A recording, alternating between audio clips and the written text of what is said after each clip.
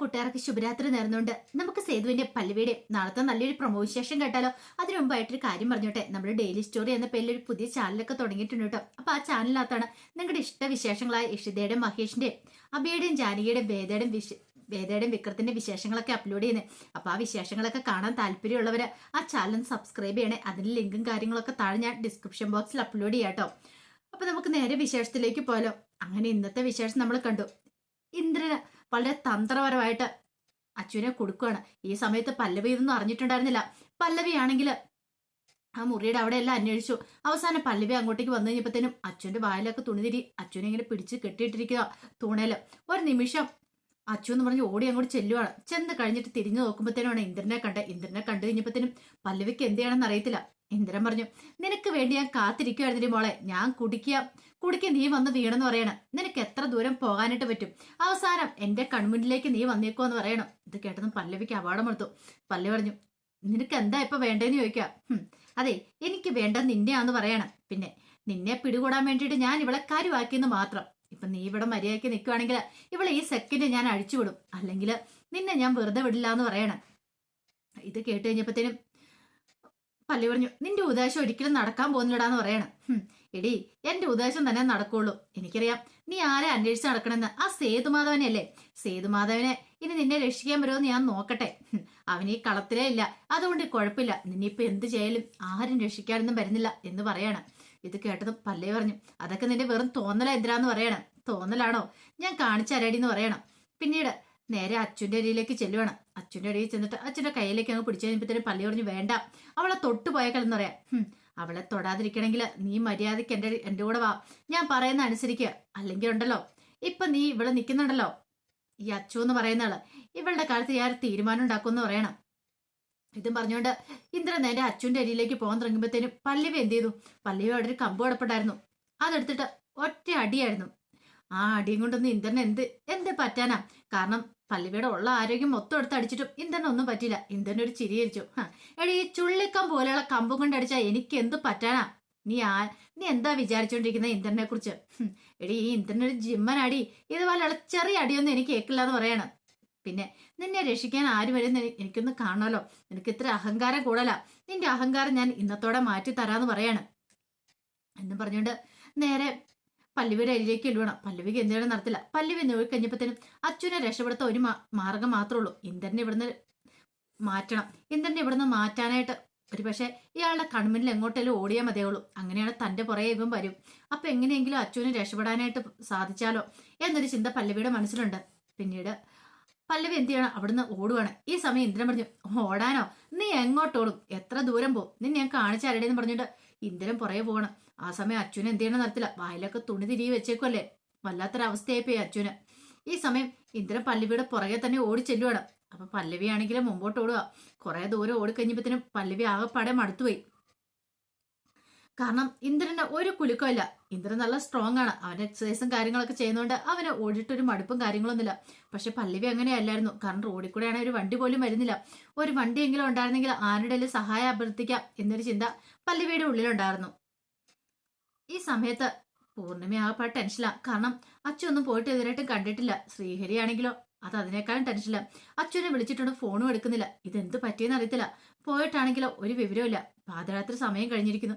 എവിടെ പോയിരിക്കുമെന്ന് അറിയത്തില്ല. രണ്ടുപേരുടെ ഫോണിലേക്ക് മാറി മാറി വിളിച്ചു. പല്ലവിയുടെ അച്ഛൻ്റെ ഫോണിലേക്ക് മാറി മാറി വിളിച്ചിട്ട് കോൾ എടുക്കുന്നില്ല. ഇത് കണ്ടു കഴിഞ്ഞപ്പോഴത്തേനും പെട്ടെന്ന് തന്നെ വല്ലാത്തൊരു ടെൻഷനായിപ്പോയി. കോൾ എടുക്കാതെ വന്നു കഴിഞ്ഞപ്പോഴത്തേനും ശ്രീഹരി ഓർത്ത് ഇനിയിപ്പോ എവിടെ പോയി അന്വേഷിക്കാനാ? സേതുവേട്ടനെ വിളിച്ചിട്ടാണ് കിട്ടുന്നില്ല. സേതുവേട്ടനെ അങ്ങനെ കിട്ടുമായിരുന്നെങ്കിൽ എവിടെ എന്താന്നൊക്കെ അറിയുമായിരുന്നെങ്കിൽ ഇനിയിപ്പൊ അവരെ എവിടെയൊന്ന് തപ്പി കണ്ടുപിടിക്കായിരുന്നു. ഒരുപക്ഷെ ഇപ്പം സേതുവേട്ടനെ അന്വേഷിക്കാൻ പോയിട്ട് ഇനിയിപ്പം പല്ലവേച്ചിനും അച്ഛനെ അന്വേഷിക്കേണ്ട അവസ്ഥയിലേക്ക് ആ കാര്യങ്ങൾ പോയിക്കൊണ്ടിരിക്കുന്നത്. അത് കുറെ സമയം കഴിഞ്ഞിട്ട് കാണാതെ വന്നിട്ട് ശ്രീഹരിക്ക് ടെൻഷനായി. അങ്ങനെ ശ്രീഹരി ഹാളിലേക്ക് വരുവാണ്. ഈ സമയത്ത് പൂർണ്ണിമ ഉറങ്ങാതെ കാത്തിരിക്കുക. അച്ഛനും പല്ലവിയും കൂടെ പോയിട്ടുണ്ടെന്ന് അറിഞ്ഞു. അപ്പൊ അതുകൊണ്ട് അവര് വരാതെ ഉറക്കം വരത്തില്ലോ. അങ്ങനെ പൂർണ്ണിമയും കൂടെ ഹാളിലേക്ക് വരുവാണ്. ഈ സമയത്ത് ശ്രീഹരി അവിടെ വന്നിരിക്കുന്നുണ്ട്. പൂർണ്ണിമയ്ക്ക് മനസ്സിലായി ശ്രീഹരി വന്നിരിക്കുന്നത് എന്താണ്, അച്ചു വരാത്തോണ്ട് അവർ വരാത്തോണ്ട് ടെൻഷനാന്നുള്ള കാര്യം. പിന്നീട് പൂർണ്ണിമേനെ കണ്ടു കഴിഞ്ഞപ്പോഴത്തേനും പെട്ടെന്ന് തന്നെ ശ്രീഹരി ചാടി എഴുന്നേക്കുവാണ്. ഈ സമയത്ത് പൂർണ്ണിമ എന്നിട്ട് അല്ല അച്ചു വിളിക്കാൻ മറ്റോ ചെയ്തതെന്ന് ചോദിക്കാം. ഇല്ല പൂർണ്ണിമ എന്ന് പറയണം. അല്ല ഇത്ര സമയത്ത് എന്താ പോലും വരാത്തെ? വിളിച്ചിട്ടാണ് കോൾ എടുക്കുന്നില്ലോ എന്ന് പറയണം. ഞാനും വിളിച്ചു നോക്കി. പക്ഷെ വിളിച്ചിട്ട് കോൾ എടുക്കുന്നില്ലെന്ന് പറയാം. ആകെപ്പാടെ അവർക്ക് ടെൻഷനായി. ഇനിയിപ്പോ സേതുവിനെ അന്വേഷിച്ച് പോയിട്ട് സേതുവിനെ കാണാത്തോണ്ട് അവർ വേറെ എവിടെയും അന്വേഷിച്ച് പോകണോ? പക്ഷെ അങ്ങനെ അന്വേഷിച്ച് പോയിട്ടാണെങ്കിൽ ഫോൺ എടുക്കണ്ടല്ലേ? ഈ സമയം ശ്രീഹരി പറഞ്ഞു എനിക്ക് ആപ്പാട് ടെൻഷൻ ആവുന്നുണ്ട്. അവർക്ക് എന്തെങ്കിലും അപകടം പറ്റുമോന്ന് അറിയത്തില്ല. രണ്ടുപേരും ഫോൺ എടുക്കുന്നില്ലോ എന്ന് പറയണം. പൂർണ്ണിമ പറഞ്ഞു ഞാൻ പറഞ്ഞ ഈ രാത്രി പോവണ്ടാന്ന്. പക്ഷെ പറഞ്ഞാൽ അനുസരിക്കോ? ഇനി എന്ത് ചെയ്യാനാ? ഈ പാതിരാത്രി എവിടെ പോയി അന്വേഷിക്കാനാന്ന് ചോദിക്കുകയാണ്. ശ്രീഹരി പറഞ്ഞു ഞാൻ പോയി അന്വേഷിച്ചിട്ട് വരാന്ന് പറയാം. ഇത് കേട്ട് കഴിഞ്ഞപ്പത്തിന് പൂർണ്ണിമ പറഞ്ഞു വേണ്ട, തൽക്കാലത്തേക്ക് പോണ്ട, കുറച്ച് സമയം കൂടെ നോക്കാം, അവര് വരുമോന്ന് നോക്കട്ടെ, എന്നിട്ട് നമുക്ക് നോക്കാന്നൊക്കെ പറഞ്ഞിട്ട് അവര് സംസാരിച്ചുകൊണ്ടിരിക്കുക. ആ സമയം പല്ലവി ഓടുവാണ്. പുറകെ തന്നെ ഇന്ദ്രനുണ്ട്. അവസാനം പല്ലവി മടുത്തു എന്നിട്ട് അവിടെ ഇരിക്കുകയാണ്. എന്റെ ഭഗവാനെ, എങ്ങനെ ഇയാളുടെ പിടിയിൽ നിന്ന് രക്ഷപ്പെടുക, എങ്ങനെയെങ്കിലും ഒന്ന് രക്ഷപ്പെട്ടാൽ മതിയായിരുന്നു എന്നൊരു ചിന്ത മാത്രമേ ഉണ്ടായിരുന്നുള്ളൂ പല്ലവിയുടെ മനസ്സിൽ. പിന്നീട് ഇന്ദ്രന് പല്ലവിയുടെ അടുത്തേക്ക് ഓടി ചെല്ലുവാണ്. എന്ത് പറ്റിയടി, നീ മടുത്തു പോയെന്ന് ചോദിക്കുകയാണ്. ഇത് കേട്ടതും പല്ലവി ഒന്നും മിണ്ടിയില്ല. നീ എന്താ വിചാരിച്ചോണ്ടിരിക്കണേ? ഈ ഇന്ദ്രന് നിന്നോടൊപ്പം നിന്റെ ഒപ്പം ഓടി എത്താനായിട്ട് സാധിക്കില്ലെന്നോ? എടീ, ഇന്ദ്രന് നിന്നേക്കാളും ഓടാനായിട്ട് അറിയാലോ. അതിന് ഉത്തമ ഉദാഹരണം ഇപ്പൊ നീ കണ്ടേ. നീ കുറച്ച് ഓടി കഴിഞ്ഞപ്പോ തന്നെ നീ അണച്ചു, നിനക്ക് ഓടാൻ പറ്റില്ല. പക്ഷെ ഈ ഇന്ദ്രൻ എന്തെങ്കിലും ഒരു കഥപ്പുണ്ടോന്ന് നോക്കിയേ, അതാണ് ഇന്ദ്രന്റെ ഗുണം. ഇപ്പൊ നിനക്ക് മനസ്സിലായോ? എന്നെ തോൽപ്പിച്ചിട്ട് കടന്നു കളയാൻ എന്റെ മനസ്സിലൊരു വിചാരം ഉണ്ടായിരുന്നു, അത് നടന്നില്ലേ? നിന്നെ രക്ഷിക്കാനായിട്ട് ഇവിടെ ഒരു പട്ടിക്കുറുക്കനും വരാൻ പോകുന്നില്ലടി. ഇവിടെ ആര് വരാനായിട്ടാ? പിന്നെ നിന്റെ സേതു എന്ന് പറയുന്നവന്, അവൻ ഈ പരിസരത്തേക്ക് പോലും വരത്തില്ലെന്ന് പറയണം. അവൻ എതിരോടെയാണ്ട് പോയടി. നിന്നെയൊക്കെ കളഞ്ഞിട്ട് അവൻ പോയെന്ന് പറയണേ. ഇനിയിപ്പൊ നിനക്ക് ഏക രക്ഷ ഞാൻ മാത്രമേ ഉള്ളൂ. എന്റെ കൂടെ വരുവാണെങ്കിൽ മര്യാദയ്ക്ക് നിനക്ക് ജീവിക്കാം, അല്ലെങ്കിലുണ്ടല്ലോ നിന്റെ ജീവിതം ഇവിടം കൊണ്ട് തീർന്നു പറയണം. മര്യാദയ്ക്ക് ഇന്ദ്രപ്രസ്ഥത്തിലേക്ക് വന്നു, അതാ നിനക്ക് നല്ലത്. ഞാൻ കെട്ടിയ താലിയായിരുന്നു നിന്റെ കഴുത്തിൽ ആദ്യം വീണത്. പക്ഷേങ്കില് നീ അതും വലിച്ചു പൊട്ടിച്ചെറിഞ്ഞിട്ട് ഓടിയവളാം. പിന്നെ വെറുതെ വിടുമെന്ന് തോന്നുന്നുണ്ടോ എന്നൊക്കെ ഇന്ദ്രൻ പറയാണ്. ഇത് കേട്ട് കഴിഞ്ഞപ്പോ പല്ലവി പറഞ്ഞു ഞാൻ മരിക്കേണ്ടി വന്നാൽ ഒരിക്കലും നിനക്കാൻ കീഴടങ്ങാൻ പോകുന്നില്ലടാന്ന് പറയണം. അങ്ങനെ നമുക്കിന്ന് കാണാടി, രണ്ടിലൊന്ന് കാണാന്ന് പറഞ്ഞിട്ട് പല്ലവിയുടെ അടുത്തേക്ക് എന്നിട്ട് ആ കയ്യിലേക്ക് അങ്ങോട്ട് കയറി പിടിക്കണം. പല്ലവി പറഞ്ഞു വിടടാന്ന് പറഞ്ഞ് കൈ കുതിരിക്കുകയാണ്. നിന്നെ വിടാനാ ഞാനാ? ആദ്യം നീ, പിന്നെ ഒരുത്തിയുണ്ടല്ലോ അവിടെ അവന്തിക എന്ന് പറയുന്ന അവള്, അവളുടെ അടുത്തേക്കാണ് നിന്നെ ഞാൻ കൊണ്ടാനായിട്ട് പോകുന്നത്. നിന്നെ തൂക്കി എടുത്തോണ്ട് പോകാനായിട്ട് ഈ ഇന്ദ്രൻ അറിയാന്ന് പറഞ്ഞിട്ട് കയ്യിലേക്ക് ബലമായിട്ട് പിടിച്ചു കഴിഞ്ഞപ്പോഴത്തേനാണ് അവിടെ ലാമ്പ് തെളിക്കുന്ന ശബ്ദം കേട്ടെ. പെട്ടെന്ന് രണ്ടുപേരും കൂടെ തിരിഞ്ഞു നോക്കുമ്പോഴത്തേനും സേതുവിന് ഒരു നിമിഷം പോലും അവിടെ വരുമെന്ന്, അല്ലെങ്കിൽ ആ സമയത്ത് അവിടെ വരുമെന്ന് ഇന്ദ്ര സ്വപ്നത്തിൽ പോലും പ്രതീക്ഷിച്ച കാര്യമല്ല. അതുപോലെ തന്നെ പല്ലവി സേതുവിന്റെ മുഖം കണ്ടു കഴിഞ്ഞപ്പോഴത്തേനും ഇന്ദ്രൻ ആകെപ്പാടെ വിളർവെടുത്തു. പല്ലവിക്ക് സന്തോഷമായി. ഇത്ര സമയം ഈ മനുഷ്യനെ അന്വേഷിച്ച ഇതിലൂടെ എല്ലാം നടന്നേ. പക്ഷെ സേതുവിനെ എവിടെ എന്താണെന്നും അറിയത്തില്ലായിരുന്നു. പക്ഷെ ഇപ്പോഴെങ്ങനെ ഇവിടേക്ക് വന്നെന്ന് പോലും പല്ലവിക്ക് മനസ്സിലായില്ല. പെട്ടെന്ന് പല്ലവിയുടെ അടുത്തേക്ക് സേതു അങ്ങോട്ടേക്ക് വരുവാണ്. പിന്നീട് ഇന്ദ്രനോട് പറഞ്ഞ് കൈ എടുക്കടാന്ന് പറയുന്നത് അവളുടെ ദേഹത്തെ. കൈ എടുത്തില്ലെങ്കിലും കാണിച്ചു തരുന്ന പറഞ്ഞ് ഒറ്റ തൊഴിയായിരുന്നു. നിന്റെ കൈ നോക്കി അവന്റെ കൈ എങ്ങനെ താഴേക്ക് അറിയാതെ തൂങ്ങിപ്പോയി. കാരണം ഒരിക്കലും പ്രതീക്ഷിച്ച കാര്യമായിരുന്നില്ല. പിന്നെ അവനായിട്ട് അവിടെ അടിച്ചിട്ട് ശരിയാക്കണം. ഈ സമയത്ത് ഇന്ദ്രനും വെറുതെ ഇരുന്നില്ല.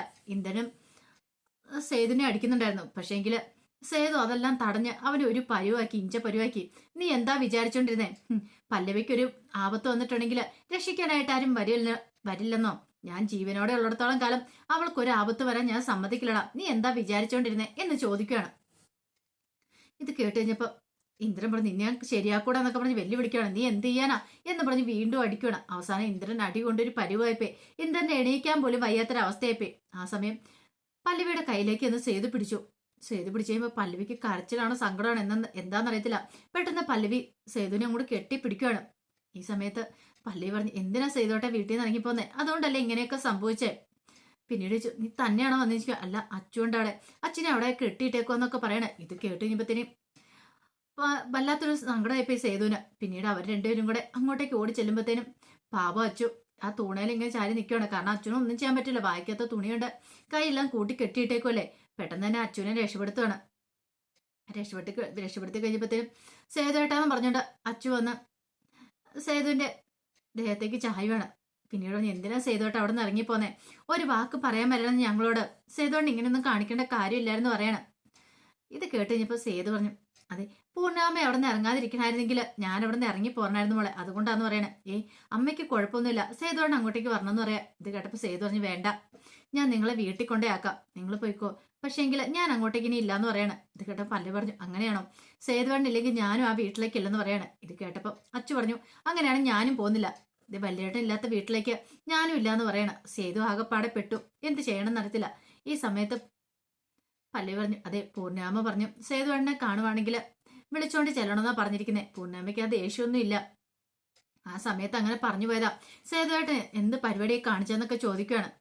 പിന്നീട് സേതുമാവെന്ന് പറഞ്ഞു, ഇല്ല പല്ലവി ഞാൻ അങ്ങോട്ട് വരുന്നില്ലെന്ന് പറയണം. ഇതേ സേതുവേട്ടൻ വന്നിട്ടില്ലെങ്കിൽ സേതുവേട്ടൻ്റെ അച്ഛൻ്റെ ആത്മാവിന് ശാന്തി കിട്ടുമെന്ന് തോന്നുന്നുണ്ടോ? സേതുവേട്ടന് കുറെ കാര്യങ്ങളൊക്കെ ചെയ്തു തീർക്കാണ്ട്. ആ സമയത്ത് സേതുവേട്ടൻ ഇങ്ങനെ ഇറങ്ങി വീട്ടിൽ നിന്ന് പോയാലോ? ആ കാര്യങ്ങളൊക്കെ ആരാ ചെയ്യുന്നതെന്ന് ചോദിക്കുകയാണ്. സേതുവിന്റെ അച്ഛന്റെ സ്ഥാനത്ത് നിന്ന് ചെയ്യേണ്ട കുറെ കാര്യങ്ങളൊക്കെ ഉണ്ടല്ലോ എന്ന് പറയണം. ഇത് കേട്ട സേതു പറഞ്ഞു, എന്റെ ആവശ്യം ഇനി അവിടെ ഇല്ലെന്ന് തോന്നിയെന്ന് പറയാം. അതൊന്നും പറഞ്ഞിട്ട് കാര്യമില്ല, സേതുവേട്ടൻ വന്നേ മതിയാവുള്ളൂ എന്ന് പറഞ്ഞിട്ട് സേതുവിന്റെ കയ്യിലേക്ക് കയറി പിടിക്കുക. അവസാനം സേതുവിന് പൊന്നുമ്പടത്തിലേക്ക് തിരിച്ചു പോകേണ്ടതായിട്ട് വരുവാണ്. അപ്പൊ അതിന്റെ വിശേഷങ്ങളൊക്കെ നാളെ കാണാനായിട്ട് പോകുന്നത്. ആ വിശേഷങ്ങളൊക്കെ നമുക്ക് കാത്തിരിക്കാട്ടോ. ഒരിക്കൽ കൂടി എല്ലാവർക്കും നല്ലൊരു രാത്രി ആശംസിച്ചു നിർത്തുന്നു. നന്ദി.